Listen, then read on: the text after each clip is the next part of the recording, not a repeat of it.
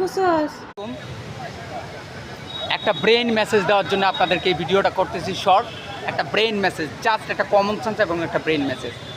এই ভদ্রলোক এখানে ফুল বিক্রি করে, আমিও এখানে হচ্ছে পার্ট টাইম কিছুক্ষণ 2-3 ঘন্টা হচ্ছে আমার কিছু আদার্স প্রোডাক্ট আছে আমি বিক্রি করি। তো আমি ওনার চেয়ে হচ্ছে কিছুটা দূরে ছিলাম এবং আমি যা অবজারভেশন করলাম, উনি হচ্ছে ফুল বিক্রি করে অ্যাজ লাইক ঠিক আছে কাস্টমার আছে, কিন্তু কিছু কাস্টমার আছে আইসে একটা ফুল ধরে একটা ছবি তুলে চলে যায়, 10 টাকা দিয়ে বা 15 টাকা দিয়ে একটা ফুল নেয় না। ঠিক আছে, এরকম আমি অনেক কাস্টমার দেখছি এখানে আসে ফুলটা ধরে ছবিটা তুলে চলে যায়।